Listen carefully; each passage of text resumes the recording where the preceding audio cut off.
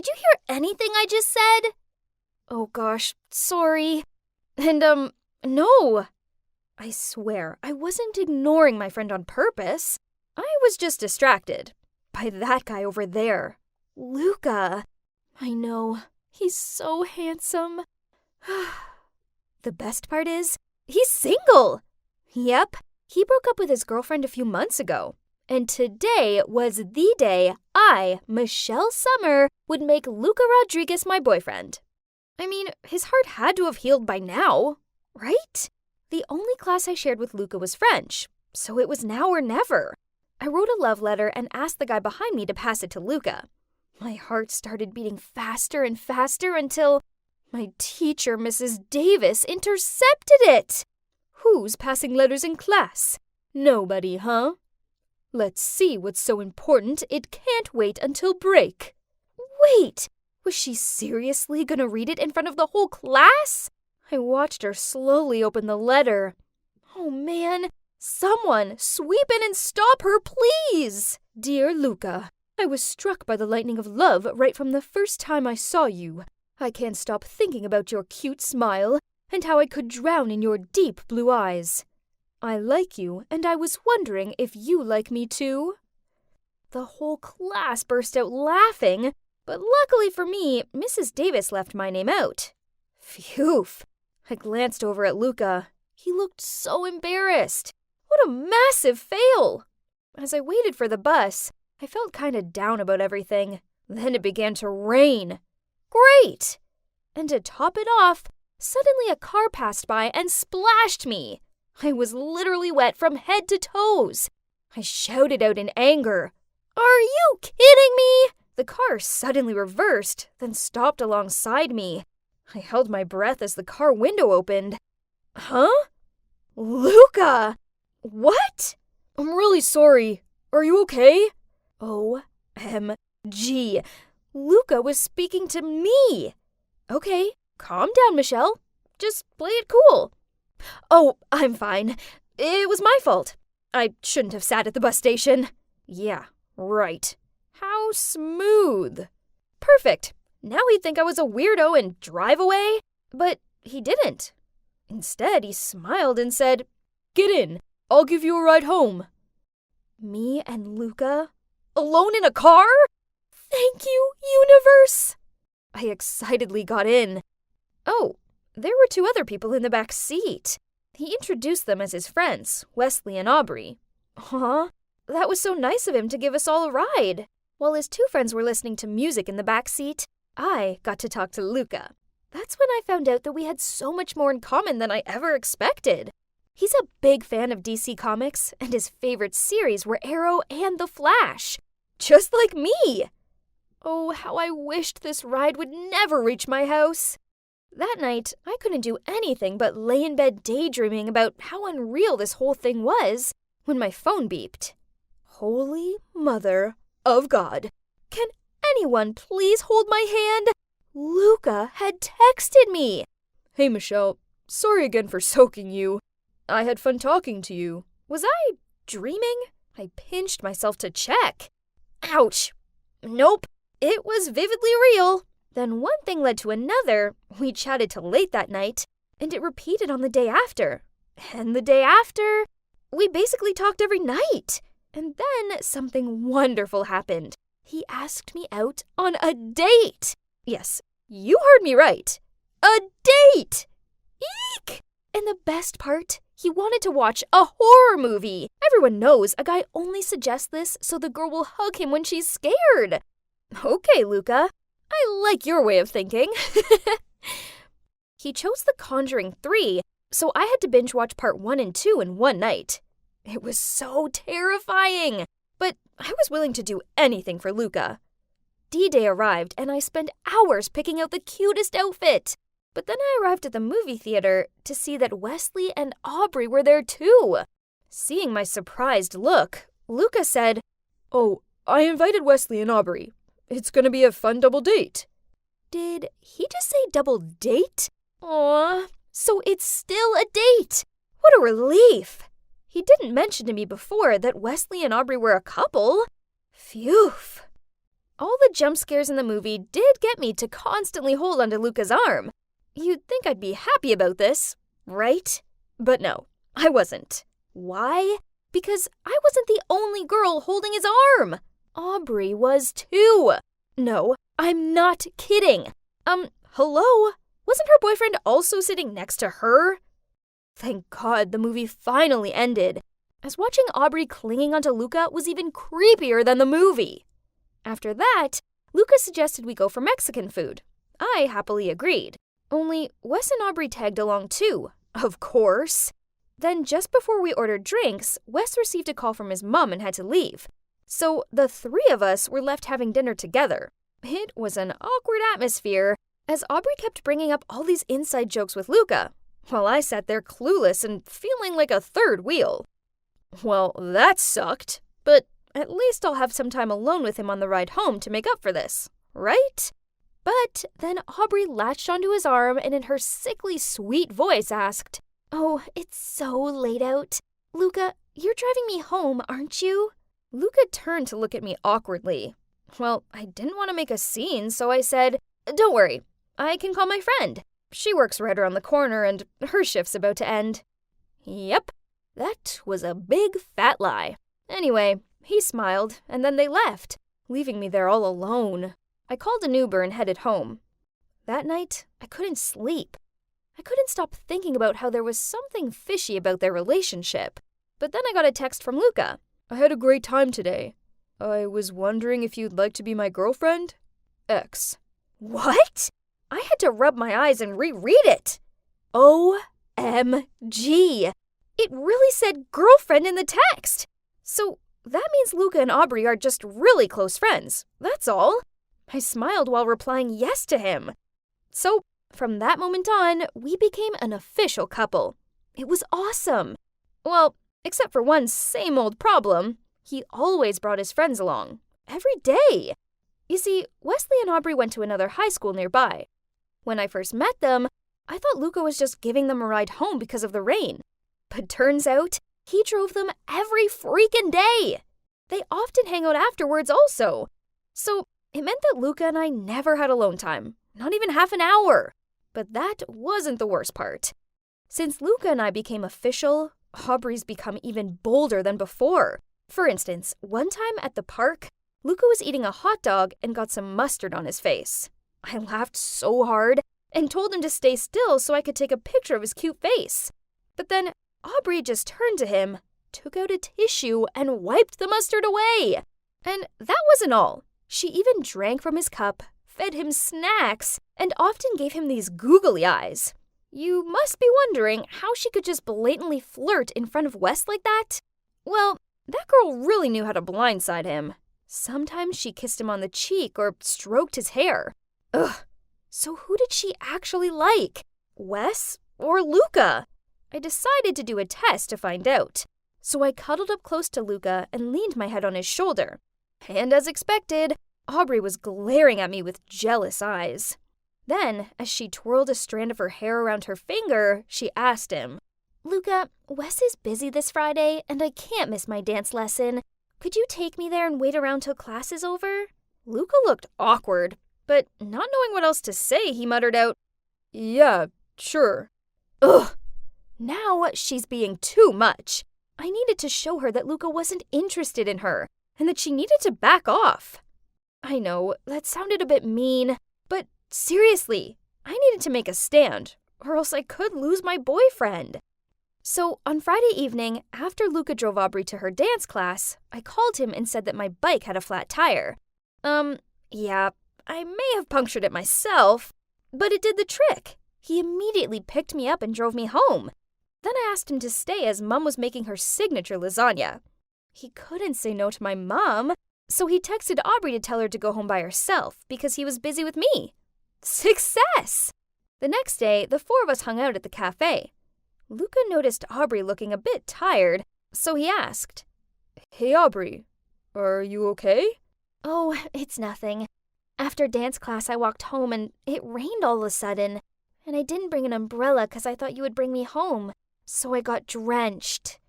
I glanced at Luca, and I could see he was feeling really guilty. After chatting a bit, I went to the restroom to freshen up. That's when I caught Aubrey dabbing powder on her face to make her look paler. I couldn't believe it! That's so not cool! I needed to confront this big fat liar! Do you seriously think guilt-tripping Luca will make him love you? I don't have to make him do anything, 'cause he already loves me. With a shocked look, I spluttered out, What did you just say? Oh, didn't he tell you? Luca and I used to date, but then I got tired of him and broke up with him. He was so devastated. Now, seeing him with you, I realized I made a mistake. He should be with me. My God, I couldn't believe what she just said. How could he hide this from me? I couldn't contain my anger anymore. You're just a psycho who likes to play dirty tricks all the time. Then I stormed out of the restroom and bumped into Luca. Did you just yell at Aubrey? Don't be so mean. She got sick because I hung out with you yesterday. Ugh, just great. Now Luca only overheard me screaming and thought I was the meanie now. But then I realized Aubrey was right. Luca was clearly still in love with her, because if he wasn't, he would have asked for my side of the story first, before defending her so quickly. Luca, I think we should break up, as you clearly still have feelings for Aubrey. Then without letting him say anything, I brushed past him and left. The next day, I decided to wake up early and go for a run, to try and clear my head. But as soon as I opened the door, I saw Luca standing there. I acted like he was invisible and was about to walk away, but he grabbed my arm and said, "Please, Michelle, at least hear me out." So we sat on the porch and Luca opened up to me.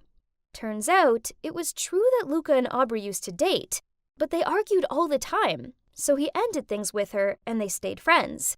He didn't mention their past relationship to me because he thought it wasn't a big deal, as it's all over now.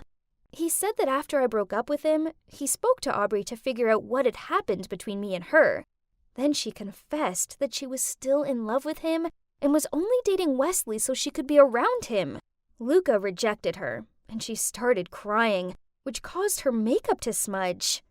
That's when he realized I was right about her faking being sick, and he made it clear that her sneaky behavior meant they couldn't be friends anymore. Michelle, I'm sorry. I should have seen what she was doing and put you first. I promise it won't happen again. Poor Luca. I couldn't stand seeing him looking so gloomy. To be fair, all he did was just trying to be a good friend to Aubrey. He deserved another chance, right? So, smiling, I gave him a big hug. From that moment on, things between us were great again. Wesley eventually found out that Aubrey was only using him to get close to Luca, so he broke up with her. Our love story was surely a bumpy ride, but it was all worth it, 'cause I truly love Luca, and I also love how he cares about his friends and wants to spend time with them. So I only asked him for some alone time every Friday. Talking of Fridays, I can't wait for this one, as Wesley told me that Luca's prepared something special for me. Eek! I'm so excited! Sorry guys, but you won't know what it is, as my story has to end here. Maybe next time. Hi, I'm Addison, but all my friends call me Addie. I'm just an ordinary girl who doesn't have any particular talents, but there is one thing I do have. That is... Oh, why don't we just watch the video to see what it is? This is my older sister, Olivia. She's beautiful, isn't she? She's also an amazing singer and has a talent for art. She can pretty much draw anything. I mean, I don't know how my parents could have such a perfect daughter like her, then have me. But I'm fine with that. Olivia was all about winning trophies and medals, while I was happy with the ice cream and ton of snacks my parents gave me for getting a B on my math exam. Hey, Addie, my baby. Guess who's got some new trendy clothes? Oh, Mom, Dad, I don't like these things. Why are you buying so much? It's such a waste of money. However, Mom's desperate look made me cave, so I reluctantly grabbed a random item and went to try it on. Oh, it's a crop top. I stared at myself in the mirror. Okay, so my parents' dumbfounded expressions made their feelings pretty clear. I looked ridiculous. See, I told you already. I'm way too short to wear tops like this. Right at that moment, Olivia walked by. I immediately ran over to her. I think you should have this top. It'll bring out your nice figure. You'll look so cute in it. Mom shook her head. No. If Olivia wears this, everyone will see her navel. Isn't that the point of crop tops? Then Dad chimed in. Anyway, Liv, where are you off to in such a hurry? It's not that nonsense model club again, is it? Speaking of clubs, is the school dance club still recruiting? You should join. You'll get in for sure. My sister rolled her eyes, then left, slamming the door behind her. I loved my sister, but she just seems to find me annoying. She was like the ice queen, always shutting me out. She never allows me to borrow her clothes or to touch her stuff. And if I ever try to go into her room, she freaks out.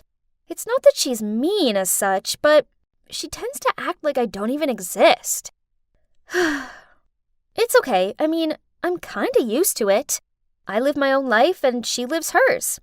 So that's why when I got my first cell phone and started to use social networks, I didn't try to search for her profiles, though I knew she was on all those platforms.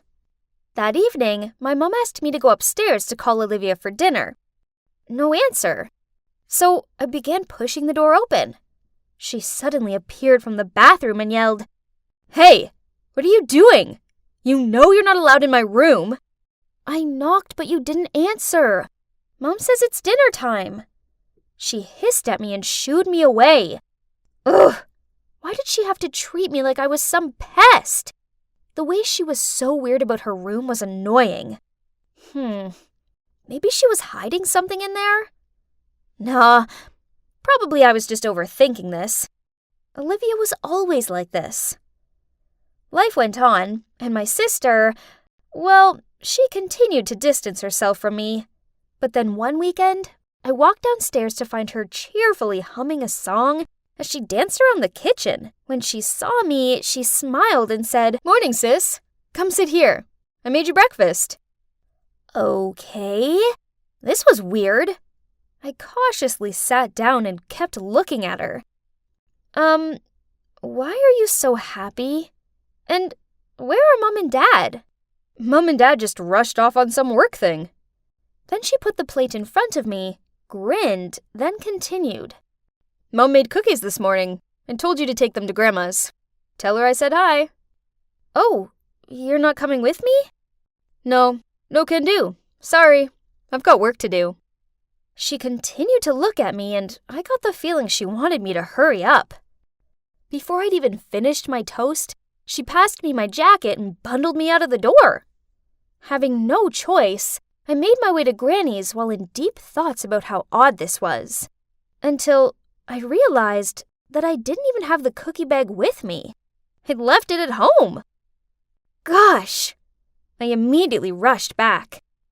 But, why was there a strange car parked outside my house?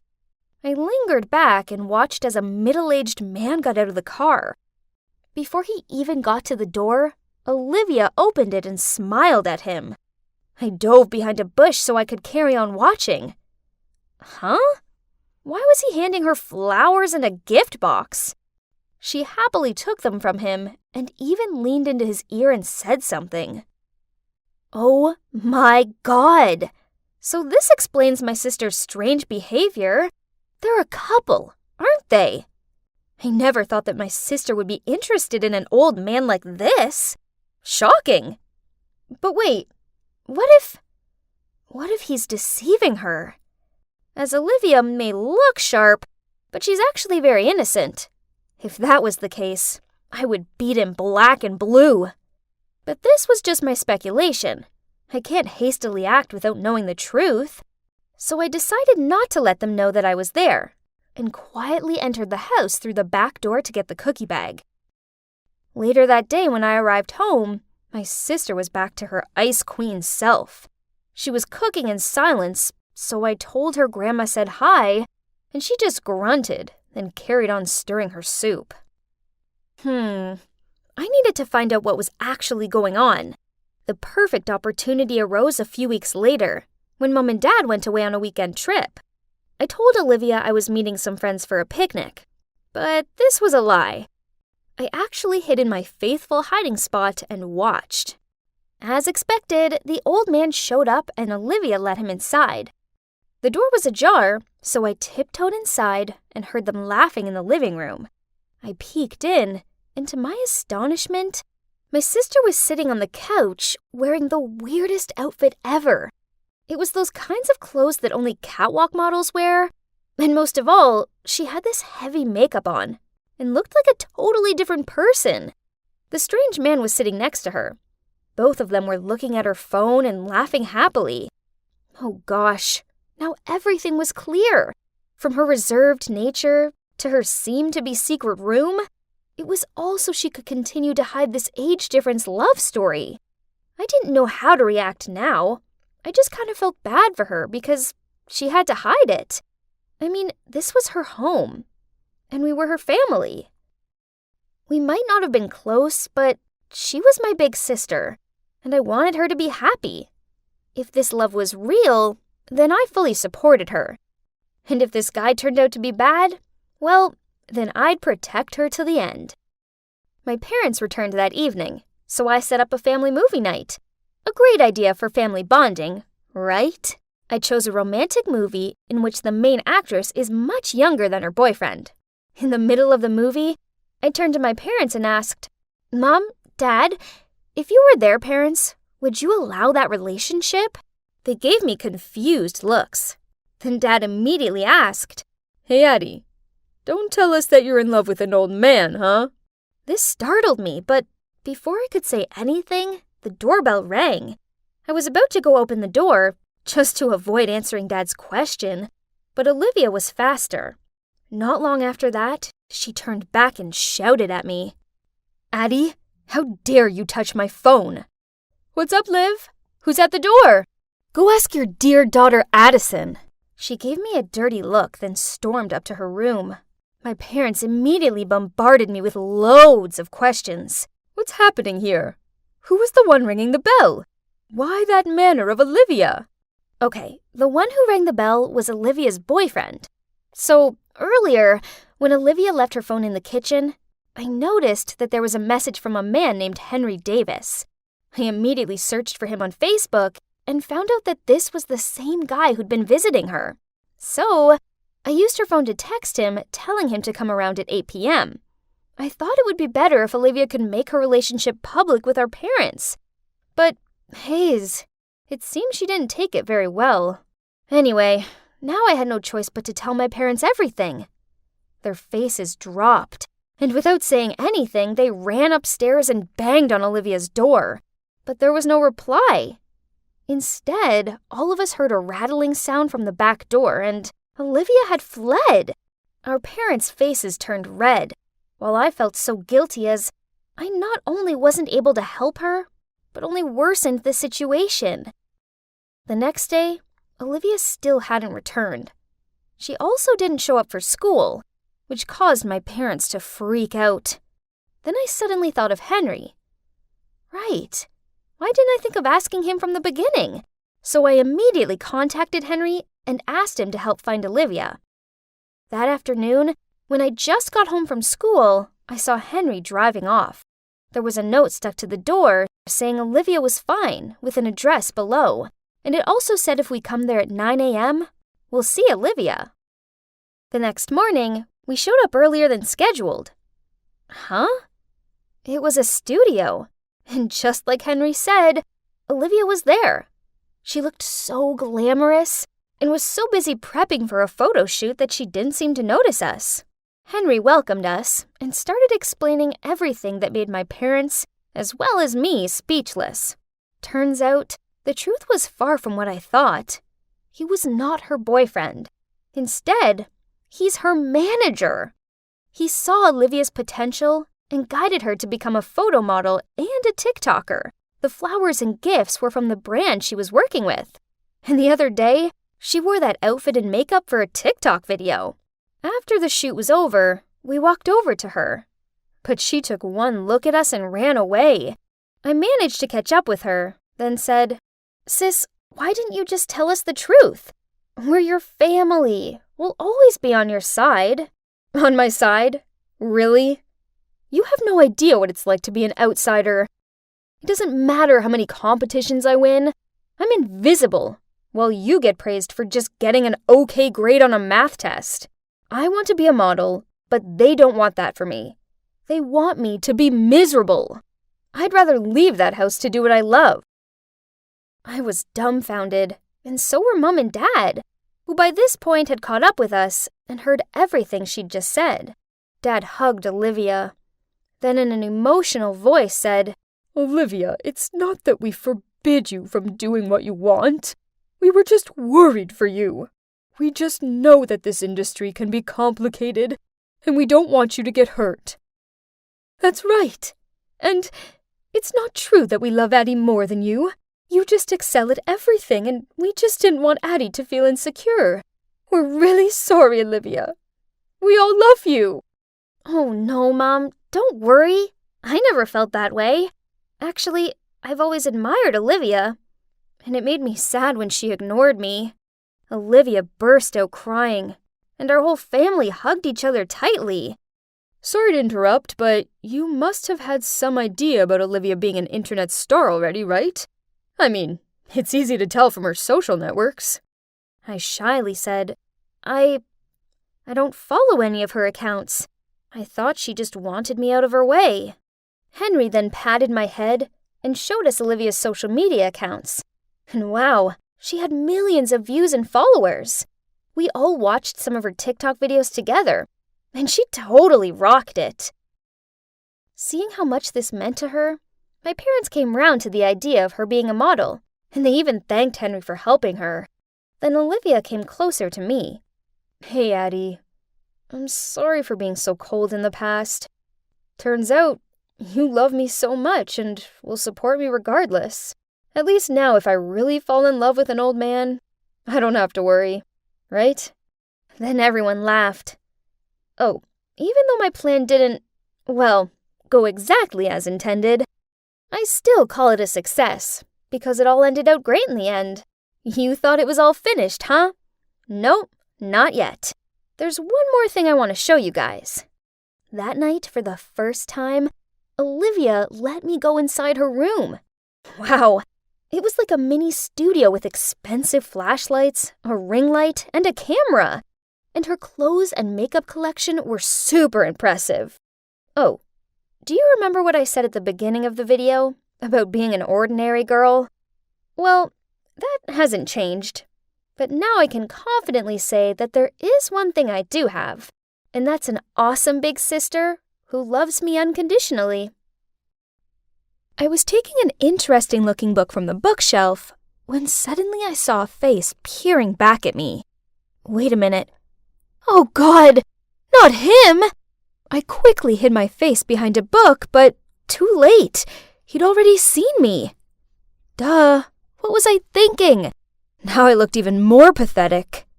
You must be wondering why I was desperately avoiding this dude.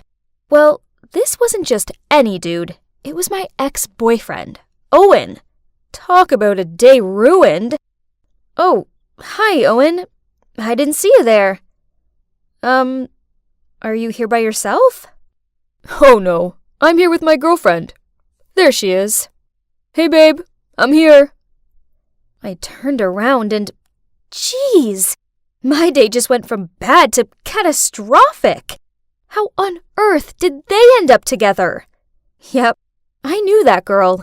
She's Mila, my stepsister. Oh, let me tell you about her. Actually, before we became stepsisters, Mila and I went to the same high school together, but we weren't close or anything. But out of the blue, my mom and Mila's dad somehow got together and soon got married. I tried being friendly towards her, but no matter what I did, she remained cold and unpleasant towards me. She even forbid me from telling anyone at school that we were family. And she started to compete with me for team tryouts, in tests, everything. Then one day, after a few months of living together, she informed our parents that she was moving in with her mom and switching schools. Why, you ask? Well, 'cause she couldn't stand living with me anymore. I'm not gonna lie, hearing her say that hurt like crazy. All I'd been was nice to her, but fine. If that's what she wanted to do, then whatever. And like I said, that guy over there is my ex, Owen. We used to date when I was a sophomore and he was a senior. But then he dumped me for the most ridiculous reason ever. Well, back then, I was on a strict diet. Every time we went out for some food, I would order a depressing-looking salad, and Owen would order a delicious hamburger with fries on the side. So I always snuck a fry or two from his plate, and a couple of bites out of his burger. But I mean, sharing is something totally normal in a relationship, right? But, well, Owen didn't think so. So just like that, he ended things with me, then went away to college.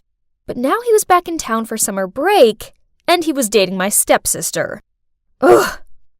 Oh, hey Amy. Long time no see. Oh yeah, I hope you don't mind, but I'm with Owen now. Ugh, I hate her sarcasm. And did she have to latch onto his arm and stroke his hair? What about you, Amy? Are you seeing anyone at the moment? There was no way I was going to tell them I was single. That would be so embarrassing. So I flipped my hair, then started bragging about my awesome older boyfriend. A mature guy who has the face of a movie star and the body of a Calvin Klein model. Wrinkles started to form between Mila's eyebrows. In your face? But then Owen suddenly said, Great. How about a double date tomorrow night? What? Great idea, babe. I want to meet the lucky guy who stole my sister's heart. My God, they weren't joking. Ugh, I had no other choice but to agree. Darn it. Where was I going to find a handsome older guy by tomorrow? Amy, are you trying to wear away that table? Oops. I'd been so preoccupied with my dating dilemma, I hadn't realized I'd been cleaning the same table for 20 minutes. Hey, but wait. I took a closer look at my manager's face. Jake is handsome, older than me, and he's single. My God, I'd found my fake boyfriend. Now I just needed to persuade him. But he's way too serious to help with this stupid situation. I did know he was on the search for his perfect girlfriend, as I'd overheard him complaining about the disastrous dates he's been on. Cue my perfect plan. After we closed the coffee shop, I volunteered to clean up so I had an excuse to stay late with Jake. Hey Jake. My boyfriend Owen has an intelligent, gorgeous-looking sister who I want to introduce you to. At first he wasn't interested, so I showed him Mila's prettiest picture. Holy moly! That's his sister? Jeez, why so surprised? Mila is not that beautiful. Whatever, at least I had his attention. I asked him if he wanted to go on a double date, and he immediately agreed. Yes, jackpot! So my plan worked. But the only issue was that my fake boyfriend thinks he was on a date with Mila, and that I was with Owen, when in reality they were actually both together. But no worries, I could pull this off. Right? So for our double date, we all went bowling. Jake took an instant liking to Mila and tried to impress her with his bowling skills. Me, on the other hand, sucked at bowling and got constantly teased by Owen. So when it was his turn and he misjudged his throw and threw the ball straight in the gutter, I had loads of fun teasing him back. To be honest, I was enjoying hanging out with him. And please, don't get me started with his looks. He's definitely grown more handsome with time. Suddenly, it was my turn again, and Owen was asking me if I wanted him to show me how to throw a bowling ball correctly. I timidly said yes. So he stood behind me, touched my hand, and showed me. Oh my God, my whole body was heating up, and I could feel that Owen was blushing too. Hang on, I think I still have feelings for him. Mila didn't deserve him. He should be with me. Overall, the double date was a big success. Jake didn't suspect a thing. And not only that, but he also helped keep Mila away from Owen so that I had a chance to win him back. But then a few days later, Jake told me that he really liked Mila and asked me if I could set them up on a date, but this time only the two of them. What? He actually liked Mila? Of course, I couldn't set them up. It was impossible, because Mila was with Owen. So, reluctantly, I suggested another double date. He agreed, but this time he insisted that we went out for a romantic dinner. Fine. Everything was okay at first, but then Owen placed his arm around Mila while she fed him some of her mashed potatoes. I glanced over at Jake and saw the dumbfounded look on his face. I needed to separate them quickly, so I asked Mila to come to the bathroom with me. Oh, Owen is such a great guy. He's so thoughtful, and he always treats me like a princess. Ugh, she's so annoying. Well, enjoy him while you can, 'cause he would soon be mine again. When I walked out of the bathroom, Jake ran over to me and dragged me into a corner. Owen and Mila are really strange, don't you think? Are you hiding something from me? What? I would never. They're just close siblings, that's all. Oh, and by the way, I talked to Mila in the bathroom, and she thinks you're a great guy. Of course, that was a big fat lie. If I was Pinocchio, my nose would be as long as an entire baseball bat. But at least Jake was buying it, 'cause he looked so thrilled. We went back to the table and continued this so awkward dinner. Suddenly, Owen and Mila started calling each other Buttercup, Cutie Pie, and other disgusting nicknames. Jake and I just sat there with super awkward faces. Hey, Mila, you and Owen seem to be pretty close. Have you always been this way? Of course. We just can't get enough of each other, can we, sweet stuff? She looked at Owen with dreamy eyes and kissed him on the cheek. Yes, on the freaking cheek! I looked over to Jake and, yep, he looked so horrified, but maybe he hadn't figured out they aren't siblings. Ugh, who am I kidding? Of course he'd figured it out. After the double date, he yelled at me for tricking him. I explained to him that I really like Owen and that I was trying to win him back. What about you? Do you like Mila? Jake silently thought for a minute, then nodded. He really likes Mila a lot. So I suggested that we should team up to break the couple up. And Jake agreed. I told Jake that Mila is into photography and also has professional equipment. So he messaged her asking if she could take photos of the coffee shop for his online page. And Mila said yes. While that was going on, I turned into a complete creep and followed Owen just so I could accidentally bump into him at the bakery. Then we had some croissants and talked about the old days. I thought it would be fun spending a whole day with Owen, but no. On the contrary, it soon began to get boring. Kinda annoying even. Turns out, his personality hadn't changed at all. He kept his food out of biting distance of me and still told the lamest jokes. Listen to this. What do you call a sad coffee? A depresso. Now I regret buying him that coffee. Maybe I should reconsider this. I mean, do I really want this boring guy back? Then he told me he was planning a special surprise for Mila, and he wanted to discuss it with me over dinner at his place. When I was in the kitchen helping him to cook, he suddenly lunged forward and tried to kiss me. Huh? What? I was so startled that I threw some carrots in his face. Oh my God. My plan actually worked and Owen had fallen for me. What about Mila? I thought this whole meeting was about a surprise for her. And that was when Owen came clean to me. He had no surprise planned for Mila. That was just a ruse to get me here. Also, turns out the time we met at the bookstore wasn't by chance. Owen had been stalking me. What? Creep! He also knew that Mila was my stepsister, so he purposely got with her to make me jealous. Amy, it's you that I love. It's always been you. What? Hearing him say that gave me the shivers. Well, Now at least one thing's for sure. Any feelings I thought I had for him had 100% evaporated. Letting you go was a big mistake. Please come back to me. Mila means nothing to me. I don't care about her at all. Oh, wow. Owen is a massive jerk. How dare he take advantage of Mila's feelings like that? Ugh, I needed to warn her. But before doing that, I had to give him a piece of my mind. Let me make this clear. I only went on a double date with you guys because I didn't want to lose to Mila. Nothing else. May I remind you that you're the idiot that split up with me? Oh, and your jokes are really lame. And that's it.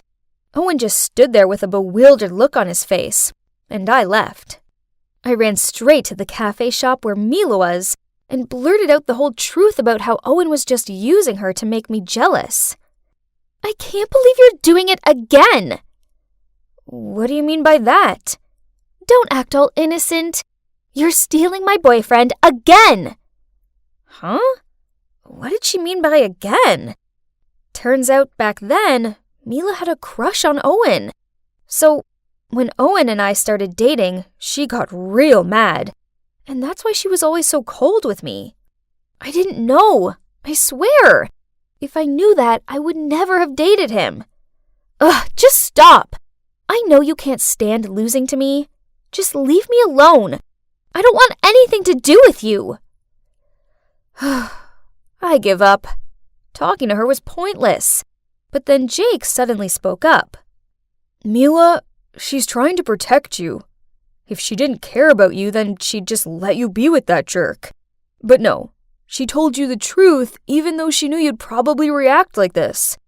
Because that's what sisters do. They protect each other. Mila fell quiet for a bit, but then realized Jake was right. So we sat together and had a long, serious talk. There were laughter, tears, and copious amounts of hot chocolates, but in the end, we finally seemed to understand each other. So that was it. After all the drama, Mila and I put aside our feud and made up. At first, Mila was kinda sad about what Owen did to her. Luckily, Jake kept her company, and she soon opened up to him, and their relationship developed. And now they're dating. Yahoo! About me, I may still be single, but I'm okay with that. The main thing is that after all these years of hating and competing, Mila and I made up. I don't have a boyfriend, but I have something better. I have my sister back. Yes, it's me, Kate, here again. When I traded places with my doppelganger to avoid being stuck in some ghastly summer school, I didn't expect to end up penniless and having to work in some dusty old homestay. But I suppose it wasn't all bad, as I got to meet Bond. So imagine my surprise when I discovered that not only was he a runaway rich kid like me, but I also caught him hanging out with moi. Well, the other me. Ugh! I hired her to pretend to be me, not to be with my man. Looks like it was time to return to my normal life. Miss, without a letter of invitation, I can't let you in. Are you kidding me? Why do I need an invitation to enter my own home? How could they not recognize me? Right at that moment, Clara gracefully got out of a luxury car and entered my house. I shouted over to her, but on seeing me, she gave me a confused look. Then she whispered something to the security guard and went straight inside. Sorry, Miss Kate doesn't know you. Please leave. Huh? How dare she? She wasn't Miss Kate. I was. Did she really think she could treat me like this? Ugh! I'd show her who the real rich girl was. But as I was leaving, I caught a glimpse of myself in a car window. Oh my gosh, I looked horrendous. My once bouncy curls, perfectly made-up face, and glamorous clothing were no more. Instead, I had a greasy ponytail, my skin was completely bare, and I was in worn old clothes. No wonder the security guards didn't recognize me. I barely recognized my own self. Well, well, well. How comfortable it is to be back in my room, doll up again, and just take back what's mine. How did you get in here? This is my room, remember? I can run away by myself, so you bet I can sneak back into my own room. Listen here, fake me. Mission's over. It's time you left. What mission? Are you crazy? Get your filthy hands off my stuff! Wow, immerse yourself in the role much, huh? Enough. Now give me my life back. What if I don't? Don't you dare! You think my parents won't recognize me? Seeing as I've been impersonating you for an entire month without question, I doubt it. Besides, they're on a month-long business trip in Dubai. So, who will help you now, huh? OMG, she was so arrogant, unruly, and obnoxious. Worst of all, she reminded me of someone. Me! Well, the old me. Why didn't I realize before how awful I actually was? Ignoring Clara's defiant face, I took out my phone and made a FaceTime call to my parents. They had to spot it was me straight away, right? Wrong. They gave us both looks of shocked confusion, and they couldn't seem to tell us apart. So they told the two of us to stay at home for the time being while they made arrangements to come back. Is it that hard to distinguish your own daughter from a hick? But anyway, she'll be out of here soon enough. The next morning, we went back to school. Claire looked so trashy in her tiny miniskirt. Jeez, this wasn't a nightclub. Oh, Kate, you look outstanding. Where did you buy it from? That's it. My friends will always be able to tell me apart from a fraud. But hang on. No! They were moving toward Clara. Huh? Are they actually praising her? Wow, there's another Kate here, but it's a faulty version. A lame one. My panicked feeling increased as all my friends and Clara burst out laughing. You guys don't recognize me? I'm the real Kate, the one you all idolize, the trendsetter around here. Everyone looked at me in bewilderment, and then back to Clara. Look at her pathetic appearance. She's just trying to be a copy of me. After that, Clara and her friends left. Jeez, all it took was one summer away for Clara to turn into me. Ugh, why doesn't anyone recognize me? Seeing Clara living my life with my friends was driving me crazy. I was now seen as the copycat version of my own self. Ugh, no way was I losing to this crafty charlatan. So the next day, I decided to show everyone how charismatic I was. After all, form is temporary, but class is permanent. And soon, everyone would realize who the real Kate was, right? I waited until Clara was out of the way, then I went over to my group and started recalling some of our old stories that only the real me could possibly know. When Clara returned, oh my, she looked furious. One day, when I just entered the cafeteria, I saw my group making a nerdy girl run errands for them. Poof, your mother is the school's measly janitor, so you two are just our dog's body. Now hurry up and go get us some ketchup. When the girl was bringing it to them, one of them tripped her foot and made her face fall down on the plate of sauce. The whole group burst into laughter. I rushed to help her up and scowled at the clique chic girls. They may have looked stylish, but beneath it all, they were monsters. But worst of all, it was my fault, as it was my group. I'd basically created them. What's wrong with her mom being a janitor? That doesn't mean she has to serve you guys. As I can see, all of your legs and arms are working fine. So go get stuff yourself. Wow, look who it is. Do you all believe she's just a lousy replica of mine now? The true clique chic Kate wouldn't blurt out such nonsense.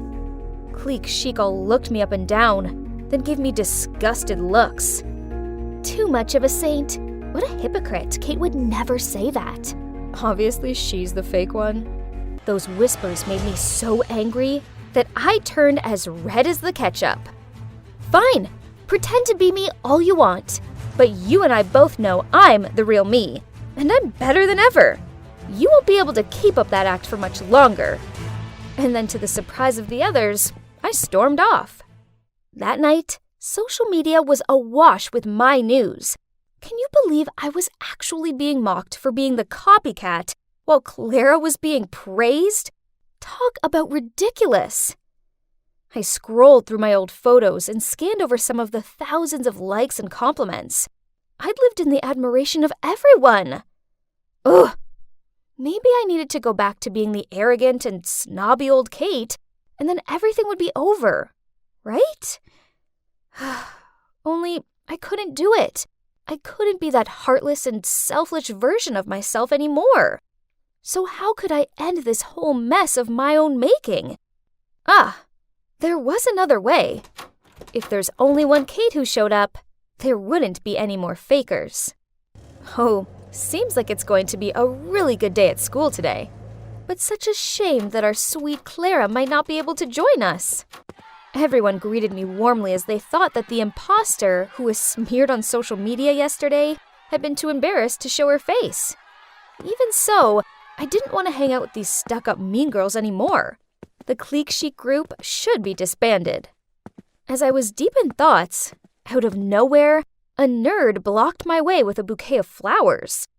He timidly held them out to me, and people began buzzing and pointing. The girls in the group took pictures of him and urged me forward. That's our Kate with her irresistible charms. Someone's essay's ready for next week. I hesitated, not knowing what to say. I didn't want to accept love from someone I didn't like. People started to frown at my silence. Then a few voices of doubt arose. Why doesn't she accept the bouquet as usual? Perhaps she's not? I saw red. Suddenly, I found this whole pretending to flirt with someone just to have them do our homework absurd. And above all else, it wasn't fair to him. You don't have the guts to do it, do you? Because you're not Kate. Startled, I turned around to see Clara taking the bouquet of flowers from the nerd's hand.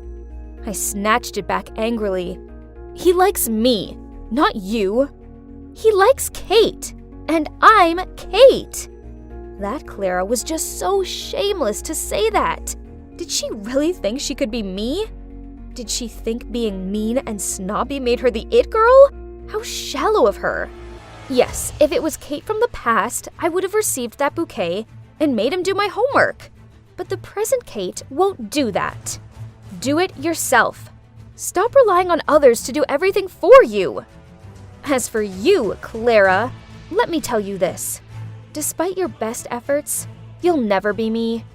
Once a liar, always a liar, you counterfeit. I was done here. I was the real me, and if they couldn't see that, then whatever. So I walked away. Suddenly, a hand pulled me back. It was the nerd. Sorry, but I really don't like you in that way. You really don't have feelings for me? Are you sure? Upon his words, he took off his wig, glasses, and the mole on his face. Bond? Is it really you? I was so shocked that I couldn't believe my eyes. Bond handed me the bouquet and said, You won't say no, will you? Of course. How could I say no? I led him to an empty classroom to talk. Why are you here? And what's with the disguise? After I left the homestay, I went back home. My parents did what they always do, and tried to make out like money could solve everything by throwing an extravagant party. I was lingering out of the way when, to my surprise, you walked in with your family. Huh? What party? Oh, he must mean Clara. He continued. I went over to talk to you, but you acted like you'd never met me before, so it didn't take me long to work out this girl wasn't you. I was worried, so I called the homestay and they said you'd left. Determined to solve this mystery, I went to your school and found everyone was in a frenzy, as out of nowhere 2 Kates had appeared. Both of them were it girls and nothing like the homestay Kate I knew. So, in order to suss out the real one, I disguised myself. And my plan worked. As here you are. You're such a trickster! But I still have one question. Why did you suddenly leave the homestay that day? So, turns out his passion for marine life led him to run away from his disapproving parents and go to a coastal homestay. Only, when he realized from the newspaper that his parents were looking for him, he didn't want to get the homestay into trouble, so he returned home. You should have at least said goodbye to me. I was so down when you left like that. Did you know that? Kate, I'm truly sorry. I never meant to upset you. Actually, I'm kinda crazy about you. After that, Bond drove me home. And guess what? Looks like my parents were back earlier than expected. As for the fake Clara, she'd already fled the scene with a load of my clothes and makeup. But, whatever. At least she'd finally gone. So, what now? Well, I'm dating Bond, and I'm so happy with him. At weekends, I go to the coast and help him with his marine animal research, which is actually a lot of fun. And I don't even mind having salty air lips. I never take my parents for granted anymore, and I never force other students to carry out dumb errands for me. And of course, clique chic was no longer a thing. Everyone at school had grown used to the new and improved version of me. Obviously, I'll always be the it girl who sets the trends, but only the decent ones. Here it is. Thank God I found it when I did. Cosmic Jess? Who's Jess? I'm Jen. You're Cosmic Jess, admin of the secret astrology mailbox. Quit the act. I know it's you. I've read your notebook. Your astrological analyses are incredible. You sure did your homework on the boys I told you I want to conquer. You're my idol. Huh? Oh, turns out our hot girl Kira here, she's the weird girl who asked me, or should I say, my alias Cosmic Jess, to help her flirt with guys. Ugh, but out of all people, why does it have to be her who found out about my identity? She knew too much. Let's be friends, okay? I'll keep your secret. I swear. Okay, but no one can ever know about this. Secret friendship. I get it. Was it a friend request or a contract? I shouldn't be friends with the resident hot girl, but it seems like I didn't have much choice. If anyone finds out that I'm Cosmic Jess, then I'll be kicked out of the astrology admin group. Hey, are you blind or something? Can't you see the road? I picked up my books in silence. It's best if I don't get involved with this attention seeker. I was about to leave when Rebecca grabbed my hand. You can't just leave. You broke my new iPhone screen, so I want to know what you're going to do about it. Is your head just for decoration or what? As you're acting like a brainless brat.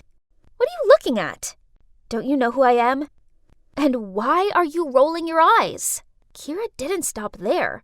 By the time she'd finished taunting Rebecca, she caused her to run off crying. Then Kira winked at me and walked off. A famous, cute Leo wants to be my friend.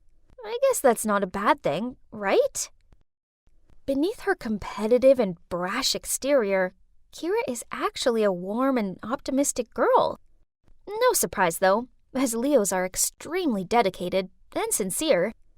She even gave me this beautiful white dress, just 'cause she said it'd complement my skin tone. Oh no! Now I've ruined it! Stupid ketchup bottle! I rushed to the bathroom to try and fix it. Jasmine, give me the soap bar! SOS! Here! Oh my God, what? Through the curtains, I saw the silhouette of a tall boy showering. You should stop breaking into the bathroom like that. We have a new tenant.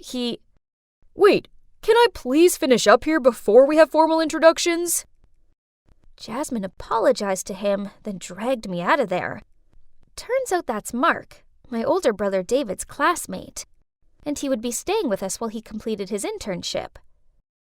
Mark walked out of the shower not long after that, and oh my God, he was gorgeous. Look at that sun-kissed skin, lean muscles, and bright smile. Thank you, universe. He introduced himself, but my ears were ringing, and I couldn't hear a thing. Cupid had hit me. He even helped me clean up the ketchup all over the kitchen carpet and floor. What a nice guy. Then when the coast was clear, I snuck into David's room and rummaged around, trying to find some more info about this hot friend of his. There it was. Mark was born on May 22nd. So he's a Gemini. A perfect gift for an Aquarius girl. I went to school with a spring in my step. Oh, what a glorious day!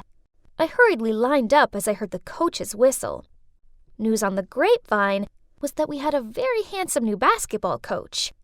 Oh, come on. How could a coach be handsome? But... oh my gosh. That's unbelievable. Mark, the dreamy Gemini guy from my house, was also my new coach. What more proof did I need that this was destiny? After school, I was about to tell Kira about my destiny when she gave me info about her new target, a Taurus boy. This was the second time in a month. I was about to lecture her, but then she bribed me with the new Jan Spiller book. So, I took a look at their birth charts. Interesting. After so many mismatched attempts, Kira may have found her perfect match. But after a week of trying to impress this guy, Kira failed miserably. This Taurus guy doesn't like my enthusiasm. I just don't get it. I've shown him how kind I am by helping people out, and I even changed my style for him. I actually tried on this vintage knee-length dress that smelled like mothballs, and he didn't glance at me once. Let me check. I just don't understand how it can be wrong. Okay, let me go get some snacks. I recalculated and redrew the chart, but still couldn't figure it out. Maybe he already had a girlfriend? Or perhaps he wasn't into girls. In this case, I couldn't help at all. Just had to close this Leo-Taurus case and open up the Aquarius-Gemini love story. I flipped through my chart and Mark's. We matched perfectly. And I just drew hearts around the picture of him glued on it. Ah! I have shocking news, Jen! Kira's piercing scream startled me. Why the hell is the gym teacher downstairs in your house talking to Jasmine? Oh, he's staying in David's room for a while. What? Why didn't you tell me that hot news? Wait, what's in your notebook? Don't tell me it's Mark, okay? I quickly turned around to get the notebook, but Kira was faster. So, you also like Mark. That's why you gave me the advice to be an idiot in front of him, right? Huh? Your Taurus guy is Mark? Of course, I didn't know that. I mean, he's not even a Taurus. Yes, he is. But you knew this. Now you're trying to trick me with your false info so you can find out more about him. If you want, I'll leave him to you. I'm not that needy. Not like you. Unbelievable! Do you really think you would have been able to pick those ex-boyfriends of yours up without my advice? Duh! I'm a beauty queen. You're just helping me speed things up. Beautiful, but boring. The personality that won over all those guys was built by me. That's not who you are. Boring? How dare you? I'll show you just how far from boring I am. Kira then left. Okay, fine. She's living in La La Land about herself. Talk about delusional. Poof, I don't need such an unreasonable friend. At the same time, I received a ton of notifications from the secret mailbox. Oh no, my pictures and info were leaked all over the forum. I quickly logged into the administrator account. Ugh, anonymity was the #1 rule of the group, so now they'd kicked me out. My favorite job. My fans. Kira, this was too much. Fine. You want to play dirty? I'll show you dirty. It's time Kira's long list of boyfriends went public on the school forum. Kira the Omnivore was the new nickname that students gave her. Oh well, it was her fault for flirting with 12 guys in just half a year. Was she trying to find a boyfriend from each of the 12 zodiac signs or something? Let's end this stuff. It's because of Mark, right? You'll never have him. He's mine. Fine. If you can win his heart in a month, then I'll apologize for lying about your boyfriend collection. If not, you have to write a post claiming that I'm not Jess. Okay, mark your own words.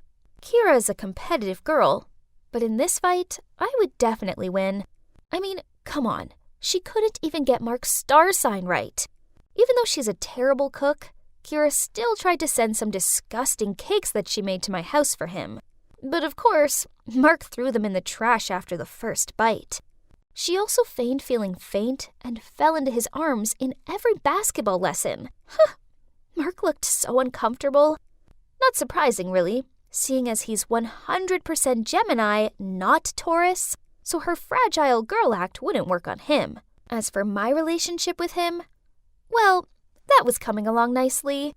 And thanks to our assigned star signs, all I had to do was just be myself. For instance, the other night, when I just happened to mention there was a shooting star, he enthusiastically made me and Jasmine go along and watch it. Then last weekend, he invited me and her to a friend's farm, which was so much fun. I saw the cute looks he was giving me. So if Jazz hadn't been there, he definitely would have confessed his love to me. And it was true that I didn't have to wait long, as that night, I suddenly heard a knock on my door. How sweet! He'd left a movie ticket for me. Take that, Kira. I knew I'd won this one. I'm so gonna take a picture of us holding hands in the cinema and send it to Kira. The night after, I didn't see Mark at home, so I guess he wanted me to meet him at the movies? This was so romantic. I was in the right seat, but he wasn't here yet. My heart was beating so fast that I thought it would explode. As the movie started, the lights went out, and that's when someone was approaching my row of seats. I nervously pretended to be staring at the screen when he came to sit next to me. Why are you here? Huh? More like, what are you doing here? The two of us watched the whole film together in anger and impatience. Who on earth arranged all of this? We huffed our way out of the cinema, then spotted Mark. Only he was holding hands with a girl. Jasmine? We chased after them, but Jasmine just shrugged and smiled.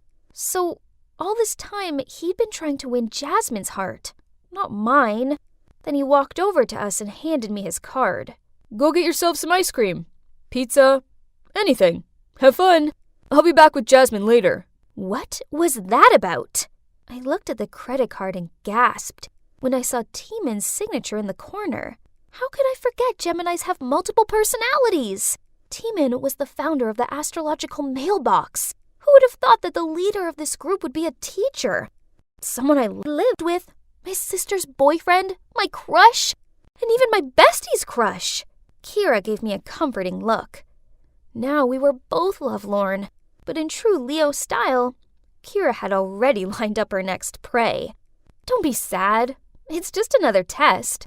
What zodiac sign do you think that guy is? He's pretty good looking, so he must be a Libra, right?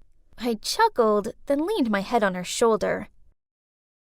Mark, or should I say Timon, made me realize that before I can hope to find my dream match, I need to make some mistakes first. I may not have found love, but I did have my friend back, so that counted for something, right? At least the test of friendship worked.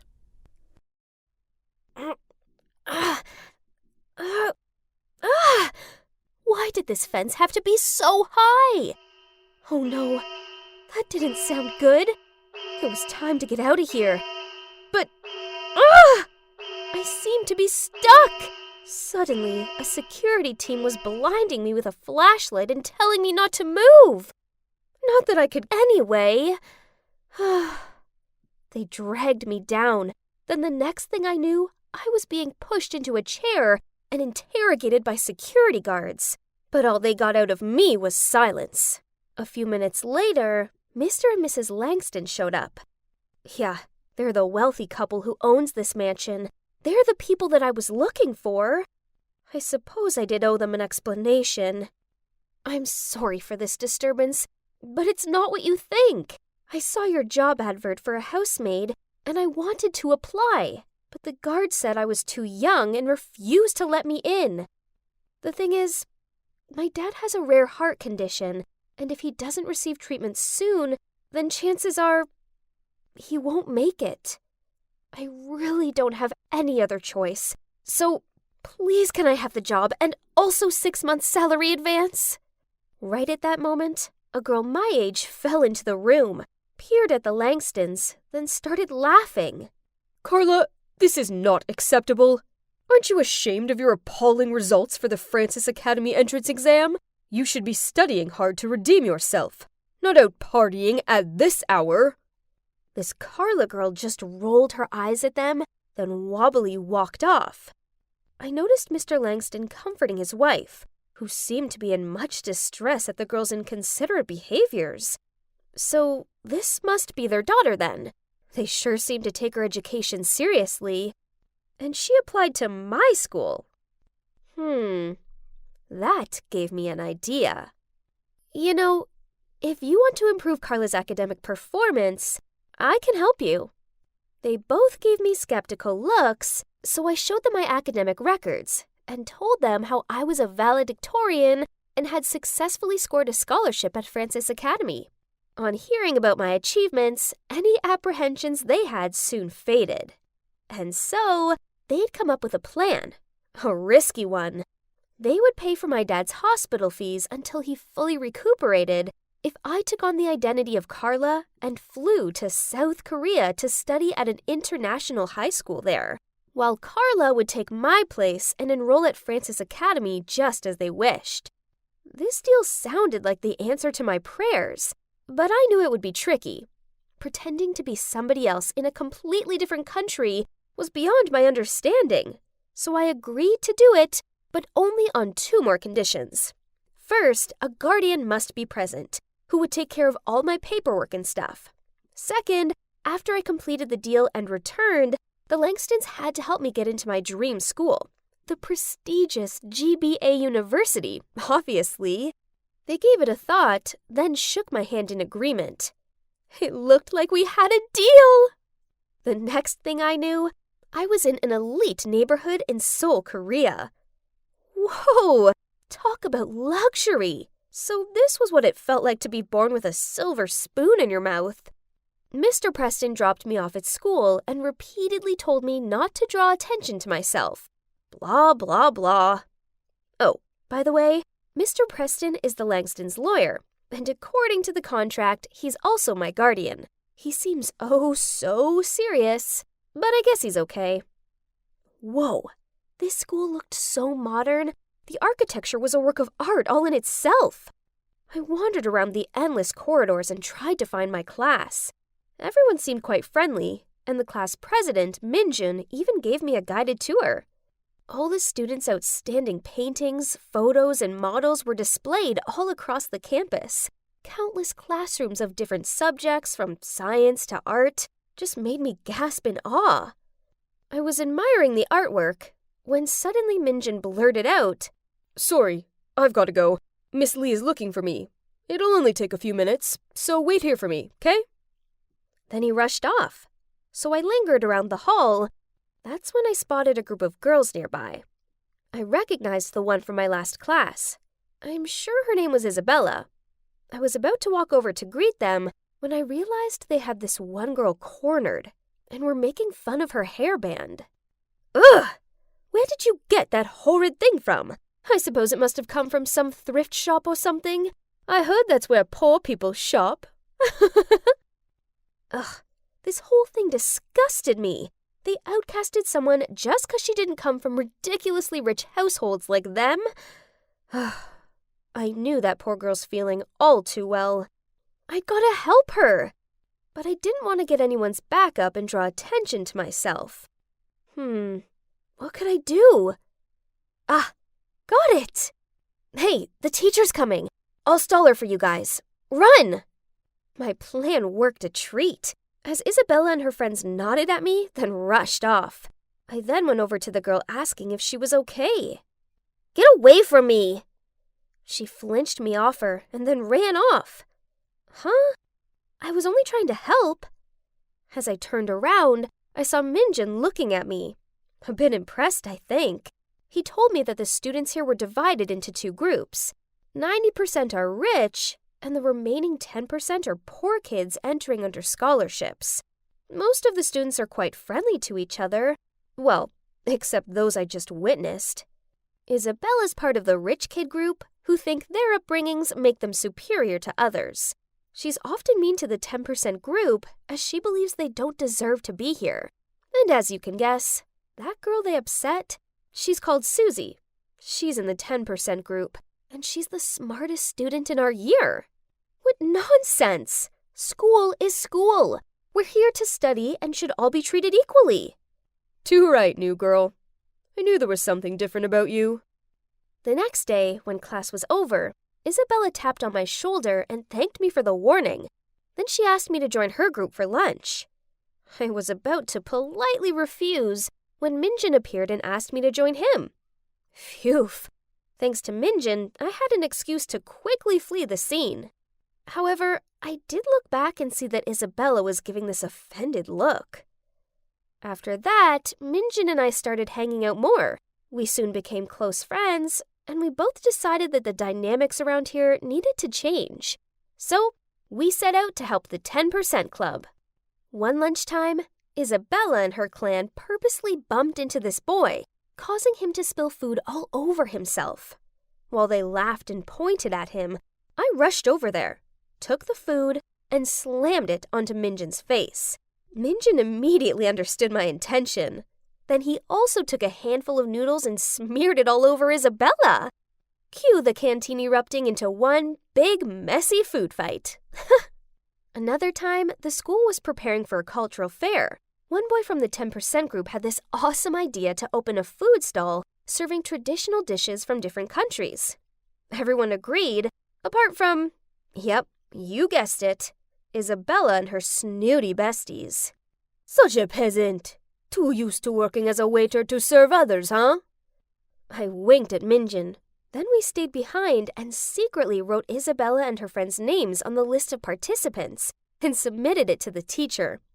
Now, they had no choice but to serve food at the super crowded fair. The funniest part was they finally got a taste of their own medicine when the 10% group made the most of ordering them around and complaining. Ew, this ratatouille is too bland. Add some more salt. And this milk tea is too sweet. Start a new batch with less sugar. I have to admit, I was enjoying watching the mean kids squirm. But I guess my enjoyment hadn't gone unnoticed, as afterward, Isabella approached me. Those peasant kids aren't at the same level as you and I. I suggest you put more care into who you choose to associate with, or you could end up being treated like they are. Whatever. I just rolled my eyes, walked away from her, then continued to hang out with my friends in the 10% group. Isabella and her minions gave me dirty looks, but due to the Langstons' name and fortune, that's all they could do. Just like that, my high school years passed by. I had some great friends. And guess what? Yep, I was now dating Minjin. I loved being here in South Korea, and I'd even grown fond of Preston, who, despite being a grumpy gut, now felt like family to me. I mean, don't get me wrong, I missed my family back home like crazy. But Dad was getting better now, and we regularly FaceTimed. As amazing as my life was now, deep down I always felt like I was living in a dream. None of this truly belonged to me, and everything would be over as soon as I left this place. And eventually, my last week here arrived. As I was studying for my last ever exam, the SAT, I received a message from an unknown number. I know your secret. Drop out of the test, else I'll expose you. What? Who could it be? I called the number and a distorted voice answered the phone. I begged them to tell me why they were doing this, but they just replied, "You don't need to know. Just do as I said." Then they hung up. Luckily for me, Preston isn't just an amazing lawyer, he's also a tech genius. Thanks to him, we tracked down the location of the phone. I bet you're just as curious as I am to find out who it was. And now was the moment of truth. Huh? No way! Standing there looking startled was Susie! Why would she do this to me? It made no sense. I mean, I know we weren't friends, but I had nothing against her. Why did she despise me to the point of willing to ruin my life like this? Please let me explain. Ever since you arrived here, I lost my top spot at school, which means I've also lost a full scholarship to college. My family will never be able to afford it themselves, so I decided to investigate you. And that's when I found out that you were not the real Carla Langston, and you got paid by her parents to achieve all these academic records for her. I get why you're upset, but you didn't have to blackmail me. You don't strike me as someone who would do such a thing, so it's kind of disappointing that you did. I'm not. I'm a dead end, Irene. You have to understand. This is my entire future I'm losing here. And what for? So some rich, spoiled girl can get into college without doing any of the work? It seemed like I had a lot of thinking to do. In the end, I realized all I felt towards Susie was pity. This was all my fault, and it wasn't fair for someone as capable as Susie to have her entire future ruined because of me. So I had to be the bigger person here. I decided to ask the Langstons to give Susie the spot at GBA University, which was previously reserved for me as part of the deal. I mean, no worries. With this big brain, I could easily get in there on my own, right? And so, as soon as I was done with the test, I quietly left South Korea behind, without saying goodbye to anyone, including Minjin. Susie and I boarded the same flight back to the state. She couldn't help but thank me all the way there. And, well, let's just say, by the time the plane landed, we became good friends. But things didn't all go as swimmingly as I intended. It turned out Carla was even more negligent than first thought. All she managed to get was a high school diploma with shockingly bad grades. These were now my bad grades. My dream of attending a prestigious university was over. I'd just have to make do with a community college instead. A year flew by, and there wasn't a single day that I didn't think about South Korea or Minjin. I couldn't talk to him anymore. I promised the Langstons I'd cut all ties with my life there. I mean, Susie was the exception. One day while going out with Susie, she was showing me something interesting on Facebook when we happened to scroll past a post of Minjin's, which read, "Finally I found you, the love of my life." My heart sank. Wow, it looked like he'd found someone else, while my heart still pined for him. But life still goes on, and a week after that, I was waiting for Susie outside of her college, daydreaming how this could have been my life. I saw a familiar face heading towards me. Was that Minjin? But wait! He was with a girl. Carla! Hang on, his Facebook post was about her? The love of his life was Carla? I couldn't do this right now, so I willed back tears as I took a deep breath and turned to walk away. But suddenly, I felt a hand pull me back. It was Minjin. "It's really you! I finally found you! I've been looking ever since graduation, and then my information led me here and to—" Me! Carla appeared next to him and smirked at me. Hey, who am I to stop the course of true love? So I told him your real name and helped him search for you. I mean, you're smart, so I figured you'd attend this university too. No, you messed up my grades, remember? Anyway, it doesn't matter anymore. I turned and looked at Minjin. I'm so sorry, Minjin. I wanted to tell you everything, but I couldn't. He took my hand in his and gave me this adoring smile. "I found you. And trust me, Right now, that's all that matters. It took a lot of effort, but I finally got into the military school that I've always dreamed of. I'm now one step closer to being an actual soldier. Ah! Hey, midget, move it! You're blocking my way! What? How dare he? This rude guy deserved a lesson. Suddenly, a hand grabbed my fist. I looked up. Oh, it was some tough-looking guy with tanned skin and bright eyes. He picked up my backpack and said, "First, you have to know your enemy. He's Eric." Before I could reply to this boy, he walked off. At that moment, the siren sounded, and I quickly got in line.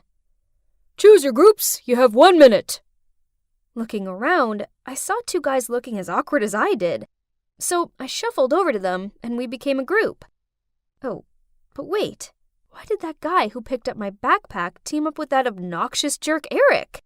It turned out our groups would be our roommates, and we were placed in room P02, which was right opposite Eric's room. My roomies are Tom, who was forced here due to his family's military background, and Henry, a notorious playboy who was sent here by his father to stop his opulent ways and learn how to lead a disciplined life. What about me? Well, I'm a girl. My disguise is awesome, right? You see, I have a twin brother, Jack, so I took his identity, and voila, here I am. Ever since I was a little kid, I've loved martial arts and always dreamed of one day becoming a soldier. I thought life here would be great, but it certainly had its challenges. Every morning, whatever the weather, we have to wake up at 5 a.m. and run around the yard. The showers were ice cold, and worse still, 'cause I'm a girl, I had to sneak into the freezing shower block in the dead of night when no one was around, and physical education here is surely rough. Although I train a lot, I'm still always ranked at the bottom. I also struggle to finish the massive meal portions here. Not only do we have to work out loads, but our chores are also endless. Cooking, gardening, ironing, helping out with constructions. I was a novice at these things, so I was super clumsy and messed them up. Luckily, I always had Tom and Henry on my side. Tom is a nerd, and although he doesn't like studying here, his grades are top of the class, and he gives me the answers to the questions I don't know. As for Henry, he gets top grades in PE class, and even though he teases me a lot, he's the one who protects me from Eric. Speaking of Eric, he's a jerk who teases weaker students in school. But he gets away with it for one simple reason. His dad's in charge. And as for that boy that warned me on my first day, yeah, turns out he's called Ellis. I can't quite work him out, even though he often hangs out with Eric and participates in his meaningless dumb pranks. One time, after Eric knocked a younger kid over, I saw Ellis go back and check he was okay. Friend or foe? Who knows? Today we have Taekwondo class. Perfect. I quickly challenged a smug-looking Eric. Too bad he doesn't know I have a black belt. Ha! And as I predicted, I kicked his butt in just 3 moves. K.O. I walked over to my two fellows with a big triumphant smile on my face when Henry suddenly rushed forward and pushed Eric down. Turns out he was sneaking up on me from behind. Nice try, coward. But sorry, dude. We 3 always have each other's back. We were laughing about Eric's defeat when the lunch bell went. But, oh no, the room was locked from the outside. Eric has to be behind this. No worries, the food here sucks anyway, Tom said while pulling a bunch of food out from under his bed. Again, Tom? You've already been punished twice this week for sneaking food in here. Suddenly there were noises outside. I went closer to the door to listen when it burst open, and in stepped an officer.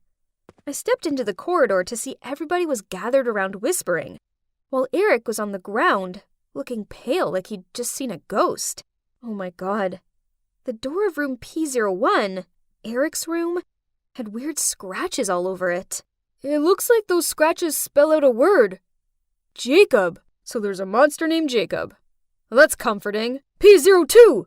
You all missed lunch, so I want 5 laps around the yard. And also 5 points are deducted for bringing in outside food. Ugh. points deducted again? At this rate, we'd never gain access to the entertainment room. Oh, here we keep scores between rooms, just like in Harry Potter with the house's points. It's quite a competition. At the end of the week, the room with the highest score gets access to the entertainment room. You know, watching TV or using social media are considered a huge reward in this strict school, but it's hard to earn points. Meanwhile, you can get them deducted for any reason. For me taking a shower at the wrong time, to Henry skipping theory lessons, and now Tom and his snacks. Ugh! What does Jacob mean? Anyway, seeing Eric freak out like that was hilarious. Jacob is a name. Don't you see that, Jack?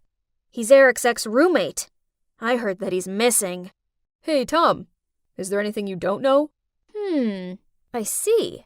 But why did that missing Jacob scare Eric so much? We're never going to get into the entertainment room. It's all work, work, work in this place. Who cares about that stupid room? This weekend, there's a prom at the local girls' school. I have a step-by-step plan for us. We'll sneak into the school milk delivery truck to get there. Then I can finally talk to some lovely girls instead of those aunties in the kitchen. That sounds good. Hey, maybe you'll even find your first love there, right, Jack? Huh, they had no idea. Anyway, the thought of getting out of school for a bit was appealing. That weekend, Henry stole some of the gardener's casual clothes, and then we hid in the milk delivery truck to attend the prom. As soon as we got there, Henry had already got himself all smitten with a cute blonde, while Tom spent all his time debating World War II with a girl majoring in world history. As for me, I really enjoyed all those tasty cupcakes. But why wouldn't the girls quit pestering me? I guess it proves that I look quite manly, right? We gotta go. The bus to our school is about to come. Change to your uniform. You have 1 minute. I quickly got changed, then ran after them so fast, I bumped into someone, and we both fell to the ground. I was in such a rush that I could only say sorry, pick up my dog tag, and run out into the road to catch the bus back to school. Where did you guys just get back from? They just helped clean up the cafeteria, sir. I just got back from there. Hearing this, the officer stopped questioning us. But, why did Ellis help us? Isn't he meant to be on Eric's side? While indulging in thoughts about it, I took out the dog tag from my pocket and was about to put it around my neck. But wait, it's not mine. Look, guys, this dog tag has the name Jacob on it. I quickly showed them the dog tag and explained the incident to them. I must have picked up that guy's tag by mistake. Could it belong to the missing Jacob? Or was it merely coincidence? I mean, Jacob's a popular name, right? The next day, as we were helping to distribute food in the kitchen, there were noises coming from the dining area. As soon as I went out, I saw Eric sitting on the floor, shivering in fear. Next to him was his bowl of soup splattered everywhere. At first, I thought he was playing some tricks to get us to clean up. But no, looking at the way he ran out of the cafeteria in panic, something must have happened. I bent down to pick up the bowl. Oh my God. And it was a dog tag with Jacob's name on it. But the dog tag I took by mistake yesterday is still in my pocket. What's going on? Eric was so preoccupied with the Jacob stuff, he didn't have time to taunt us, so our room got the highest score for the first time, which means we would finally get to experience the entertainment room. But as soon as we reached the lobby of the utility area, something didn't feel right. A bunch of kids were buzzing in front of the entertainment room where the hazy smoke was coming from. Thinking there was a fire, we rushed to put it out. But no, it was only a smoke bomb. Inside the entertainment room, Eric and his friends were fainting. People splashed water on his face, but as soon as he woke up and saw the words Jacob burned black on the wall, he blacked out again. Huh? Who did this? Was it Jacob? Was he not missing after all? Today we have PE, but I'm on my period, so I made up an excuse to go to the school's infirmary instead. On the way, I happened to see Eric with his group of friends. I think Jacob's spirit is back to take revenge on me. You know, that time I locked him in the old warehouse and he just disappeared without a trace since then. Is it possible that he was... Stop talking nonsense. Maybe someone who knows what happened in the past wants to mess with you. I even took his clothes away. Oh God, he would surely want to haunt me. Oh my gosh, it all made sense now. Suddenly a large hand muffled me, then dragged me away. You better shut your mouth and keep this a secret.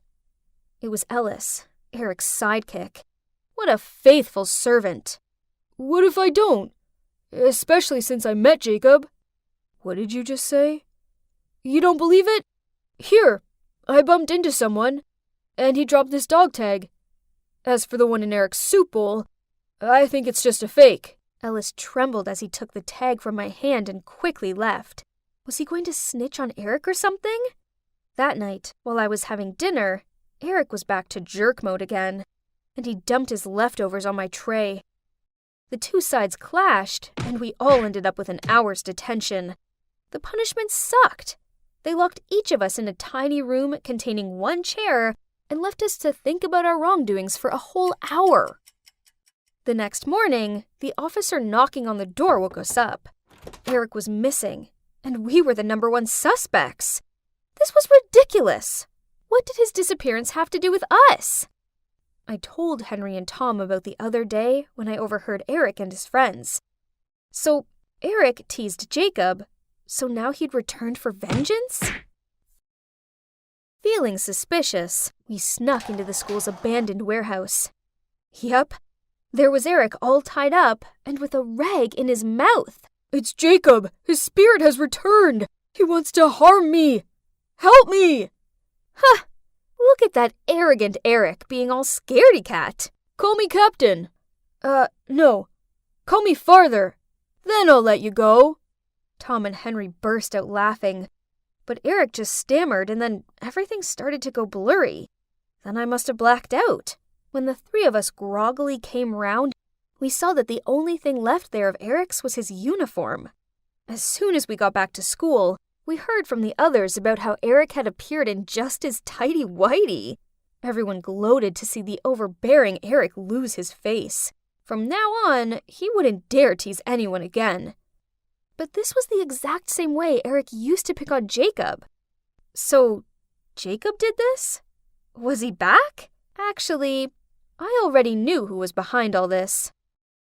You dropped this at the warehouse, right? Ellis looked at me surprised and asked how I knew. We actually snuck into the main office to find information about Jacob before we got to the warehouse. And as soon as I saw his picture, I knew right away there was some sort of close connection between Ellis and Jacob. Call it twin senses. It turns out that Jacob was Ellis's brother. During his time at this school, Eric made his life a misery. But everything was kept a secret because Eric's the principal's son. So, Ellis enrolled at this school to get answers. Ellis took the dog tag back and handed over a picture of me with my twin brother. And this must be yours. I picked it up on the first day of school when you dropped your backpack. You remember? Oh my God. Was this for real? I snatched the photo and quickly put it away when I saw an officer approaching. We should get to know each other better, right? Since we both know each other's secrets. Whatever. Anyway, I don't hate Ellis, and Eric deserved it, so it didn't matter who did that. I turned my head to look at Ellis. He smiled as if he was challenging me. Uh-oh. I had a feeling my life here was about to take a turbulent turn.